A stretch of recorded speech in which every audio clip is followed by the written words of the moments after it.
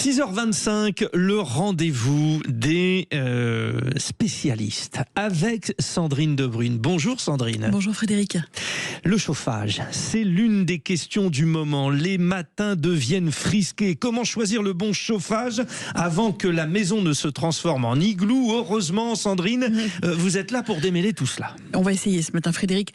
Nous entrons effectivement dans la période où l'on redécouvre l'intelligence de régler son thermostat afin d'éviter que la météo ne fasse grimper nos factures. Pour rappel, l'ADEME nous précise que le chauffage représente 66% des dépenses énergétiques du foyer, ce qui en fait le premier poste de consommation, et très souvent on pourrait économiser jusqu'à 15% rien qu'en ajustant les petits réglages des radiateurs.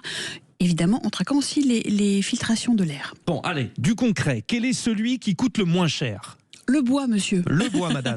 Il reste champion des économies. Le poêle, insert, chaudière, le bois et surtout les granulés contiennent évidemment toutes les facultés pour nous chauffer et être moins cher que l'électricité aujourd'hui. C'est un sac de 15 kilos, il faut compter à peu près 6 € en moyenne. Et une maison de 100 mètres carrés peut être chauffée avec une facture autour de 550 €. Alors, côté radiateur électrique, ce sont ceux à inertie. Qu'ils soient inertie sèche ou fluide, ils restent les plus malins. Ils stockent la chaleur et continue à chauffer même éteint. C'est vraiment le bon plan quand on n'a pas le choix que de prendre l'électrique en fait. Oui, alors, et notamment, certaines fois, on n'a pas eu le temps de faire ces travaux d'isolation avant l'hiver. Alors, quelle solution pour ma vieille maison isolée, par exemple ? Un bon col roulé peut-être, ça pourrait commencer par là. Et surtout, il existe une solution beaucoup plus musclée, j'ai envie de vous dire, c'est la chaudière à bois condensation. Alors, elle peut atteindre 100% de rendement grâce à la récupération de chaleur et être plus économique.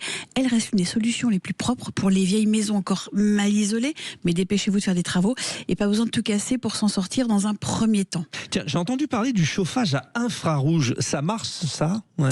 Alors ça marche un petit peu comme sous le soleil. Ouais. En fait, le chauffage infrarouge ne chauffe pas l'air, mais les objets et les gens. Encore mal connus, mal utilisés presque. Ce sont les pays nordiques qui nous le proposent. Ils sont forts pour ça. Ouais. Ils sont assez forts et à la fois ils ont tellement froid. L'avantage, c'est une chaleur immédiate dès qu'on l'allume. Un branchement simple et rapide. Inconvénient quand même, il faut éviter de le placer devant un meuble, sinon c'est le meuble qui prend chaud. Attention aussi aux surfaces blanches et très réfléchissantes. Le carrelage brillant, toutes les verrières, etc. Parce que du coup, il ne le prend pas du tout, il ne fait pas son fonctionnement.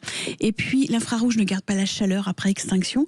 C'est instantané, mais on va dire dans les deux sens quand même. Allez, la question qui va tout nous changer. Quel est le mode de chauffage le plus rentable aujourd'hui ? Les côtés systèmes centraux, la star reste la pompe à chaleur. Alors RO, très simplement, elle est encore la solution la plus rentable, surtout si elle est bien dimensionnée. Juste derrière, on trouve les chaudières biomasse. Ce sont des prix plutôt intéressants, parce que le prix du granulé est stable, le rendement va jusqu'à 94%.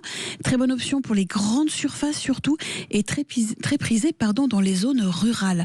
Les systèmes individuels, on va dire PAC RR, ce qu'on appelle plus vulgairement les clims réversibles, reste le numéro 1 par rapport qualité-prix. Et juste derrière, le fidèle poêle à bois, on le disait tout à l'heure, continue de gagner des points pour son coût bas et puis son petit charme quand même assez indémodable. Et à l'avenir, pour terminer ? Alors à l'avenir, c'est l'aérothermie, la géothermie. Ce sont deux technologies vertes évidemment, elles sont efficaces, elles consomment 4 à 5 fois moins d'électricité que le système traditionnel. C'est le chauffage durable par excellence, celui qu'on verra partout dans les nouvelles constructions évidemment. L'idée étant de miser sur des réseaux de chaleur bas carbone également, les systèmes hybrides, les PAC, les solaires, les chaudières hydrogène. Elles sont déjà testées au Royaume-Uni, ils font des choses bien parfois, et ça fonctionne. L'expertise de Sandrine Debrune, directrice de la rédaction de Maison Créative. Merci. Et vous savez, pour être sûr de notre problématique de chauffage qu'on va faire, on va s'intéresser à la météo.